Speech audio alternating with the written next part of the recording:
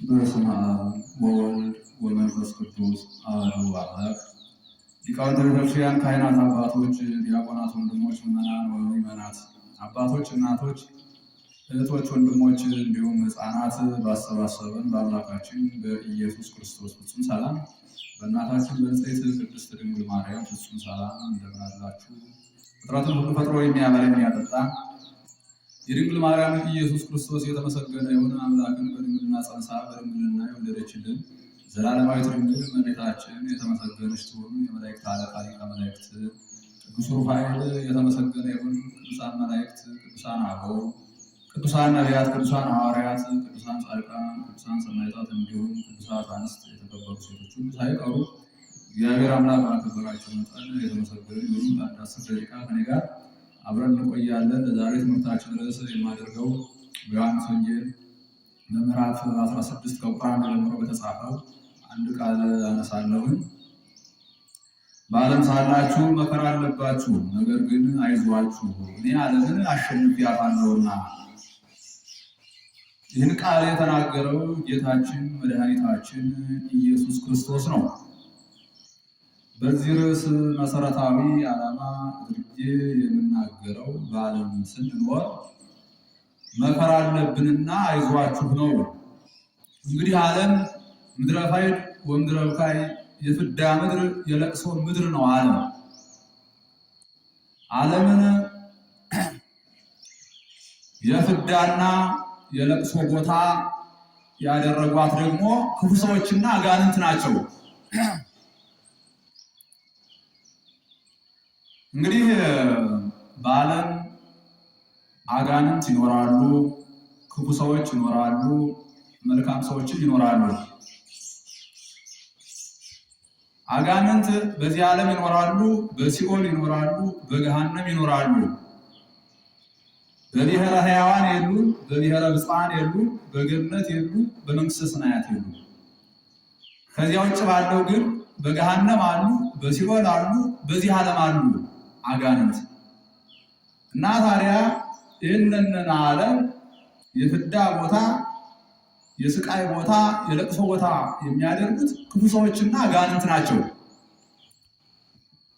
እንግዲህ ክፉ ሰዎችና አጋንንት ደግሞ ፍዳና ለቅሶን የሚያደርጉት በመልካም ሰዎች ላይ ነው።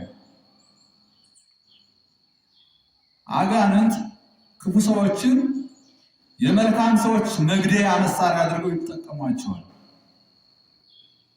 አጋንንት ክፉ ሰዎችን የመልካም ሰዎችን ሕይወት መዋያ መሳሪያ፣ መልካም ሰዎችን የሚዋጉባቸው መሳሪያዎች አድርገው አጋንንት ክፉ ሰዎችን ይጠቀሟቸዋል።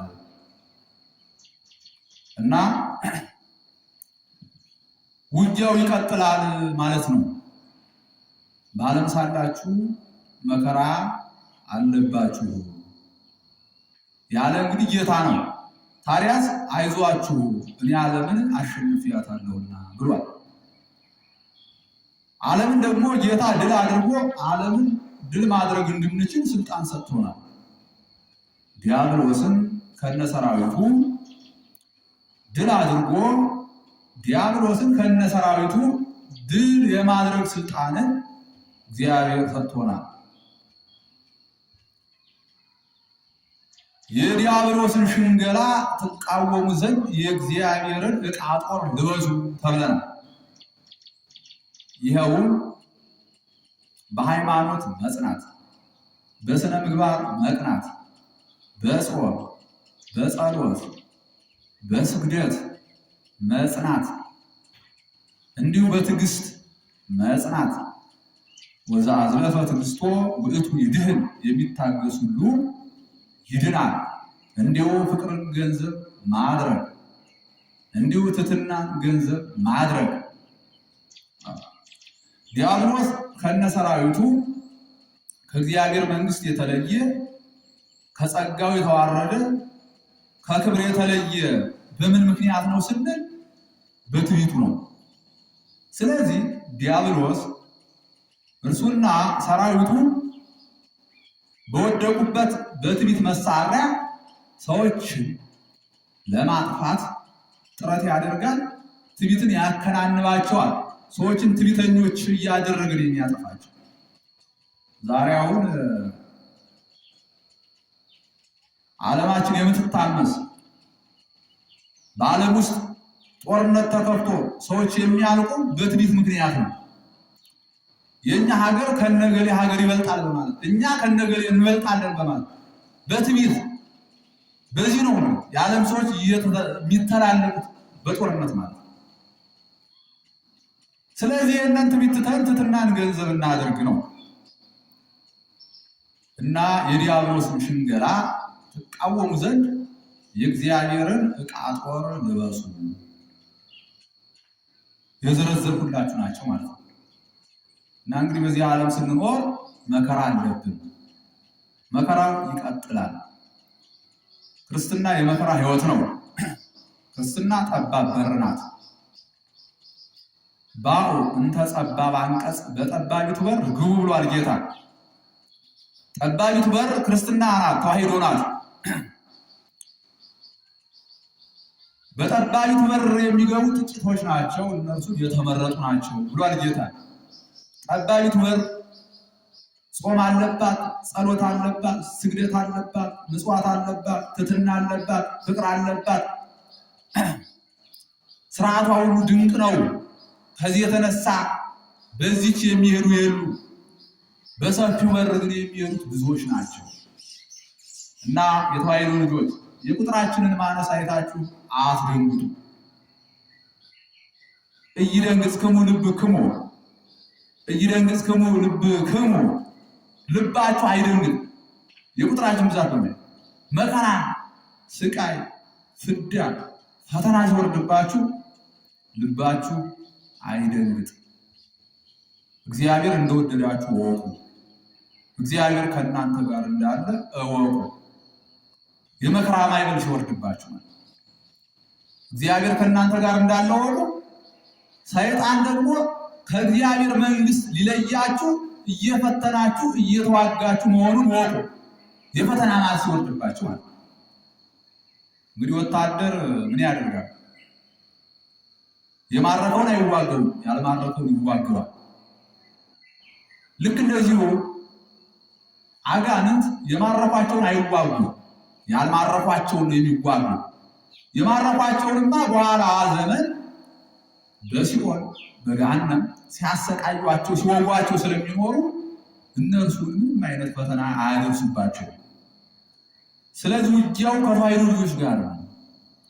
አጋንንት ያልማረኳቸው የተዋሕዶ ልጆችን ይማርኩ ዘንድ ነው፣ ያጠፏቸው ዘንድ። የኛ ሀገር ገነት የኛ ሀገር መንግሥተ ሰማያት ነበረች። እነርሱ ተቀምተው እንዴት ለእነርሱ ይሰጣል? ርስታችን ተቀምተን እነርሱ ወሰዱብን ብለው ጠላትነትን ከኛ ጋር ያደርጋሉ አጋንንት። እና ውጊያው ከባድ ነው። ስለዚህ ፈተና ሲደርስ መከራ ሲደርስ እግዚአብሔር ከእናንተ ጋር እንዳለ ማወቅ አለባችሁ። አጋንንት ደግሞ ከእግዚአብሔር ክብር ሊለያችሁ እንደሚዋጋ መረዳት ያለባችሁ በሚደርስባችሁ ፈተና ነው፣ በሚደርስባችሁ ስቃይ ነው። እና መከራው፣ ፍዳው፣ ስቃዩ ልክ እንዲሁ ብዛቱ እንደ ጤፍ ነው፣ ተቆጥሮ አያልቅም። ይገርማል። በዚህ ሰዓት መጽናት ያስፈልጋል። መጽናት መበርታት ማለት ነው። እና የቀደሙትን በማየት አባቶቻችን እናቶቻችን በማየት እንግዲህ የክርስትና መስራች ክርስቶስ ነው፣ እግዚአብሔር ክርስቶስ ነው። እርሱ በመከራ ነው ያለፈ። እናት መብርሃን በመከራ ነው ያለፈች። ጻድቃን፣ ሰማዕታት፣ ቅዱሳን በመከራ ነው ያለፉ። ተዘከሩ መኳንንቲክሙ ዘነገሩክሙ ቃል እግዚአብሔር፣ የእግዚአብሔርን ቃል የነገሯችሁን ዋኖቻችሁን አስቡ። የእግዚአብሔርን ቃል የነገሯችሁን ዋኖቻችሁን አስቡ። እንዴት ነው የነገሩን? በተግባር ማለት ነው። መከራ በመቀበል ማለት ነው። እንደ ጧፍ እየነደዱ በእሳት፣ እንደ ሻማ እየቀለጡ በእሳት፣ እንደ ሰም እየቀለጡ በእሳት። በእንደዚህ አይነት መከራ ነው ጻድቃን፣ ሰማዕታት፣ ቅዱሳን ቅዱሳት ያለፉ። ስለዚህ እነሱን እያየን በእነርሱ መንገድ መሄድ አለብን። መከራ ሲደርስብን፣ ስቃይ ሲደርስ ክርስቶስን መመልከት፣ መብርሃንን መመልከት፣ ጻድቃን፣ ሰማዕታት፣ ቅዱሳን ቅዱሳት መመልከት። በእነርሱ መከራ እንደደረሰ በእኛም ይደርስ ዘንድ ግድ አለው ብሎ መረዳት ያስፈልጋል። እና ክርስትና የመከራ ህይወት ነው። ክርስቲያን ጠንካራ ነው። እኛም ያጠነክረን ምንድነው ሲባል መከራ ነው። መከራው ክርስትናዬን አጣፈጠው እንዳለ ዘማሪው መከራው ነው ክርስትናችን የሚያጣፍጠው ማለት ነው። እና በመከራ እንኖር ዘንድ ይሄ ግድ ነው ማለት ነው። የሚዋጉን ረቂቃን አጋንንት ናቸው። ውጊያችን ከደማውያን ከስጋውያን አካላት ጋር አይደለም። ከረቂቃን የጨለማ ገዦች ከሆኑ ከመናፍስት ጋር ነው። እነርሱ ደግሞ አይተኙም፣ አያንቀላፉም፣ ያለማቋረጥ ይፈትኑናል። ስለዚህ ፈተናን ሁሉ በትዕግስት መቀበል ነው። ወርቅ የሚባለው እንዴት ነው? ወርቅ የሚባለው በእሳት ተፈትኖ ሲወጣ እሳት ይወርድበታል። አመድ ሳይሆን ነጥሮ አብረቅርቆ ይወጣል። ክርስቲያንንም ደግሞ የሚያብረቀርቀው ለክብር የሚያበቃው መከራው ነው። ወርቃውን እንደዚያ በእሳት አልፎ አብረቅርቆ አንጸባርቆ ከወጣ በኋላ በነገስታት ጣት ላይ ይሆናል፣ በነገስታት አንገት ላይ ይሆናል፣ በነገስታት ራስ ላይ ዞሮ በክብር ይቀመጣል። ክርስቲያንም እንደዛ ነው። ክርስቲያን መከራ በልቶ ስቃይ አግኝቶት በፍዳ ሲያልፍ የክብር አካል ይሆናል። ለገነት ለመንግስተ ሰማያት ይበቃል ማለት ነው። ለእግዚአብሔር ልጅነት ይበቃል። የእግዚአብሔር ልጅነት እንደተጠበቀለት ይቀጥላል ማለት ነው። ክርስቲያን ምን ሲሆን በመከራ ሲያልፍ እና መከራ ያለ ነው። ይህን ማሰብ አለብን። መከራው ሲበዛ ተስፋ አትቁረጡ። ተስፋ መቁረጥ አይገባም። ሰው ያለ ምግብ ያለ ውሃ ያለ መጠጥ ምናልባት ለቀናት ሊሰነብት ይችላል። ያለ ተስፋ ግን ሰው ለአንድ ቀን እንኳን መዋል አይችልም።